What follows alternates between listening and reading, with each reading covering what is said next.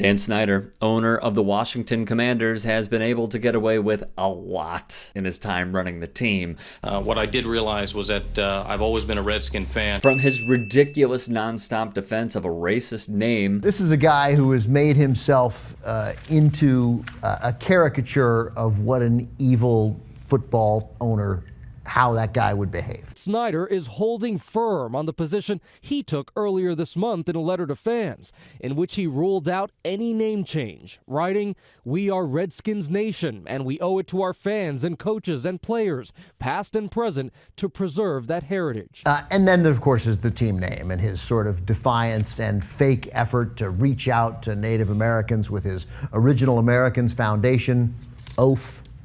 They didn't think that one through all the way. They have reached a settlement with a former team employee who accused owner Dan Snyder of sexual misconduct in 2009, according to multiple reports. The Washington Post reports the settlement is for $1.6 million. And New York Times is reporting that Snyder paid the settlement to avoid negative publicity. And both the Post and the Times report that the woman was fired after making the allegations. Two incredibly serious allegations that it appears the NFL has covered up for him. Has Dan Snyder been held accountable adequately, in your opinion, and is there more to be done there?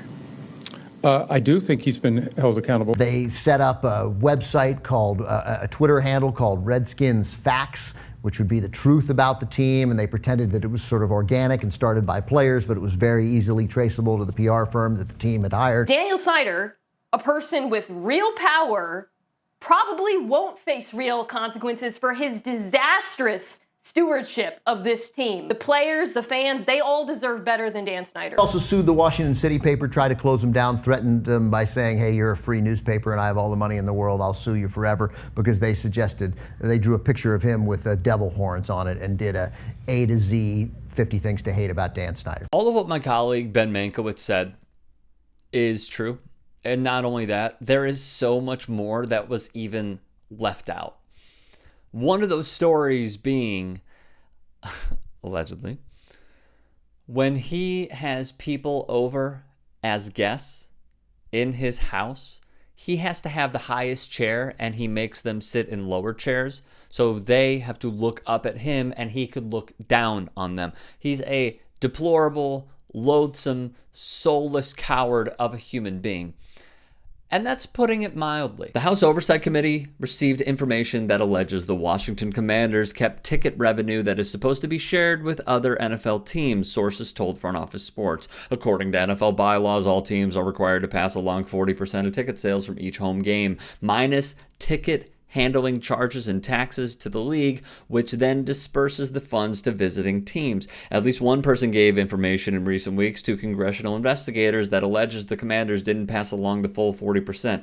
Two sources with knowledge of the investigation told Front Office Sports. I suppose I have to ask, is this finally what it takes for one of the worst owners in professional sports to lose his team? NFL teams don't keep all of their ticket revenue, and they don't directly share any of the money from each given game with the opponent. Instead, 40% of the gate from every game goes into a league-wide pool that goes in equal portions to all teams. Home teams deduct 15% of the total ticket revenue for expenses, making it basically a 66-34% share of the gross and a 60-40 split of the net. AJ Perez of Front Office Sports, who broke this story, wrote, ticket sales are the only part of local revenues that have to be shared among NFL owners. Teams don't share other revenues, from parking to local sponsorship deals, with the other teams. Ticket sales not only impact other teams, but also the players, since ticket revenue is factored into overall league revenues that are used to come up with each year's salary cap. So if this is true,